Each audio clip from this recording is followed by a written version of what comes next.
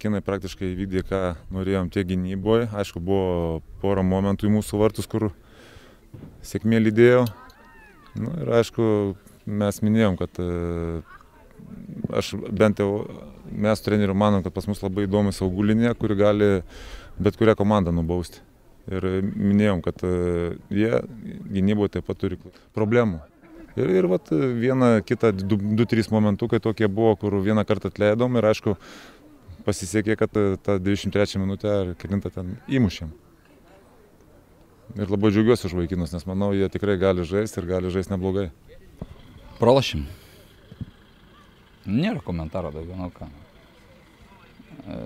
Šnekėjom visą savaitę, kad reikia susigaupus ruoštis varžybom ir kad bus sunku, nes Tauragė paskutinė metu žaidimas gerėja ir pergalę pasiekė Surėjo varžybose, bet žaidėjai galbūt taip negalvoja, nežinau, čia reikės dar galvoti. Aišku, silpnai sužaidėm ypač centre, centro sauguose, galbūt pritrūko aštrumo kaip visada priekį.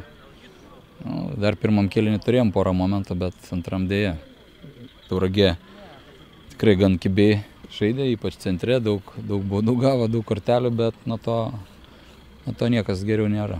Buvo kovingos varžybos, manyčiau, šiandien tikrai nedemonstravom gerą žaidimą, daug prarastų kamuolių. Aikštėje vyko tokia vyriška kova, daug kortelių. Nežinau, gal komanda mūsų perdegė, visi tikėjosi pergalės, bet nieks nesigavo, nežinau. Ir tų momentų nei per daugiausiai, nei pas Taurą, nei pas mumis. Nu, vienas įvartis ir nulėmė tą tokią rungtynių eigą. Nu, aš manau, kad mūsų gynėjai aplamai yra patyrę, tiek centro gynėjų porą, tiek Mantas Liekis, tiek Solovjovas, labai geri du kraštiniais gynėjai. Tik tai esmė, kad pas mus, kaip ir minėjau prieš tai rungtynėse su Real, kad komanda nesusižaidusi. Ir matosi, kad yra momentų, kai pasaugomų ir įžaidimo ir trūksta dar to tokio savitarpio supratimo. O šiaip aš sakau, gynybos linija tikrai patenkintas. Na tai aišku, trūksta tų traumuotų žaidėjų, nes ir vėl praleidžiam įvartį ir negalime mušti jau kelintas varžybas, tai žinoma, kad trūksta ir priekį ypač aštrumo ir gynyboje tikrai gan silpnai vėl praleidžiam įvartį, taip kad trūksta tų žaidėjų, bet tai nereiškia, kad kiti, kurie žaidžia, gali žaisti taip, kaip šiandien žaidė. Aš matau, kad jiem labai trūksta Rimkevičius, kuris su nerimu laukia, ar atsigaus ar neatsigaus, nes vienas iš aštriausių puolėjų, manau, Lietuvoje. Gal truputį daugiau tikėjausi iš Šiaulių kraštinių saugų, o centro saugai, sakau, pas mus tikrai neblogi ir tik tai trūksta susižaidimo. Su laiku, manau, dar gerės mūsų žaidimas. Na, mes kaip ir tikėjom, kad Tauras loš tuo vadinamu antru numeriu, daugiau susispies į vidurį ir turėjom lošti per kraštus. Pirmam kėlinį gal kažkiek dar žaidėm per tuos kraštus, antram vėl viskas įsiderino pas mumis ir nieks nesigavo. Koncentracijos tokia čia. Taip žaisti rungtynių gale negali, tas buvo akcentuojama. Bet...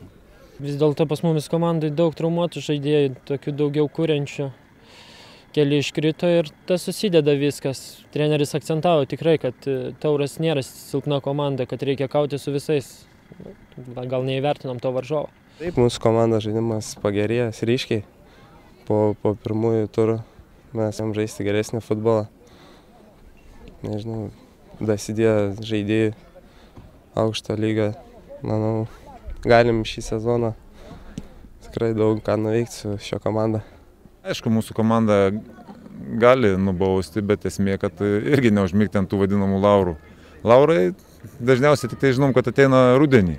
Prieš paskutinį turą jau žinau, kas ką dėsis ir kas ką laimės. Tikrai galim lošti geriau ir tos dvi rungtynės pirmas mūsų tikrai buvo geras futbolas demonstruojamas. Dabar po 2 tų pralaimėjimų komanda, nežinau, psichologiniai duobėj. Tikimės, kad su Real viskas bus gerai.